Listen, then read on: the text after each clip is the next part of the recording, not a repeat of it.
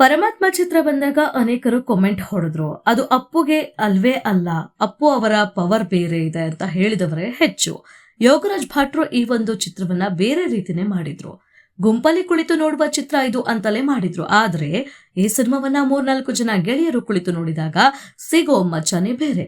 ಈ ವಿಚಾರ ಭಟ್ರಿಗೆ ಸಿನಿಮಾ ಬಂದು ಹೋದ್ಮೇಲೆ ಅರ್ಥ ಆಗಿದೆ. ಆದ್ರೆ ಈ ಚಿತ್ರದ ನಿರ್ಮಾಣ ಸಮಯದಲ್ಲಿಯೇ ಪುನೀತ್ ರಾಜ್ಕುಮಾರ್ ಅವರು ಗೋಲ್ಡನ್ ಸ್ಟಾರ್ ಗಣೇಶ್ ಅವರನ್ನ ನೆನಪಿಸಿಕೊಳ್ತಾ ಇದ್ರು. ಯಾಕೆ ಅನ್ನೋದನ್ನ ರಂಗಾಯಣ ರಘು ನೆನಪಿಸಿಕೊಂಡಿದ್ದಾರೆ. ಮುಂದೆ ಇದೆ ಇದರ ವಿವರ. ಪರಮಾತ್ಮ ಅದ್ಭುತ ಸಿನಿಮಾ. ಹೌದು, ಈ ಚಿತ್ರ ಅದ್ಭುತವಾಗಿಯೇ ಆಗಿದೆ. ಆದ್ರೆ ಪುನೀತ್ ಫ್ಯಾನ್ಸ್ಗೆ ಇದು ಇಷ್ಟ ಆಗ್ಲಿಲ್ಲ.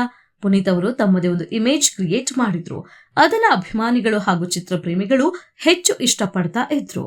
ಆದ್ರೆ ಪರಮಾತ್ಮ ಸಿನಿಮಾ ಎಲ್ಲ ಇಮೇಜ್ ಬಿಟ್ಟು ಮಾಡಿರೋ ಚಿತ್ರವೇ ಆಗಿತ್ತು. ಇದನ್ನ ಫ್ಯಾನ್ಸ್ ಇಷ್ಟಪಡಲೇ ಇಲ್ಲ.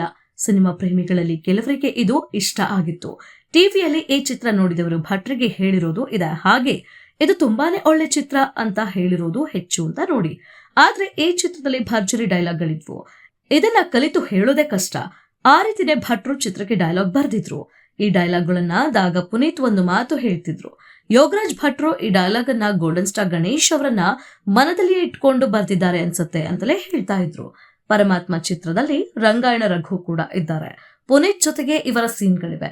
ಆಗೆಲ್ಲ ಪುನೀತ್ ಅವರು ರಂಗಾಯಣ ರಘು ಮುಂದೆ ಹೇಳ್ತಾ ಇದ್ರು, ಯೋಗರಾಜ್ ಭಟ್ರು ಡೈಲಾಗ್ಗಳನ್ನ ಗಣೇಶ್ ಅವರನ್ನ ಮನದಲ್ಲಿಟ್ಟುಕೊಂಡೇ ಬರ್ದಿದ್ದಾರೆ ನೋಡಿ, ಇದನ್ನ ಕಲಿಯೋದು ತುಂಬಾನೇ ಕಷ್ಟ ಅನ್ನುವ ಅರ್ಥದಲ್ಲೂ ಹೇಳ್ತಾ ಇದ್ರು. ರಂಗಾಯಣ ರಘು ಇದನ್ನೆಲ್ಲ ನೆನಪಿಸಿಕೊಳ್ಳಲು ಕಾರಣವೂ ಇದೆ. ಗಣೇಶ್ ಅವರ ಪಿನಾಕ ಚಿತ್ರದಲ್ಲಿ ಇವರು ನಟಿಸಿದ್ದಾರೆ.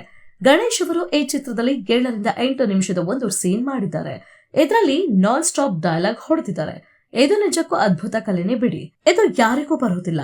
ಇದನ್ನ ಗಣಪನೆ ಮಾಡೋಕೆ ಸಾಧ್ಯವಾಗುತ್ತದೆ. ಹಾಗೆ ಪುನೀತ್ ಅವರು ಗಣಪನನ್ನ ಪರಮಾತ್ಮ ಚಿತ್ರೀಕರಣದ ಸಮಯದಲ್ಲಿ ಆಗಾಗ ನೆನಪಿಸಿಕೊಳ್ತಾನೆ ಇದ್ರು ಅನ್ನೋದನ್ನ ರಂಗಾಯಣ ರಘು ಇಲ್ಲಿ ಹೇಳಿಕೊಂಡಿದ್ದಾರೆ ಅಂತಲೇ ಹೇಳಬಹುದು. ಗೋಲ್ಡನ್ ಸ್ಟಾರ್ ಅಲ್ಲಿ ಕೂತಿದ್ದಾನೆ, ನಿನ್ಗಪ್ಪ ಟೈಟ್ಲಿನ್ ಮುಂದೆ ಅಪ್ಪಂದು ಇವಾಗ ಗೋಲ್ಡನ್ ಮೆಗಾ ಸ್ಟಾರ್, ನೀನು ಗೋಲ್ಡನ್ ಸ್ಟಾರ್ ಇವಾಗ, ಓಕೆನಾ?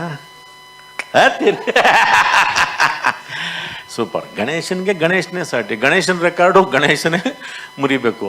ಮುಂಗಾರು ಮಳೆ ಮುರಿಬೇಕು, ಗಾಳಿಪಟ ಆಗಬೇಕು, ಚೆಲ್ಲಾಟ, ಚಿತ್ತಾರ, ಗಣಪನ ರೆಕಾರ್ಡ್ ಗಣಪನೇ ಮುಗಿಬೇಕು.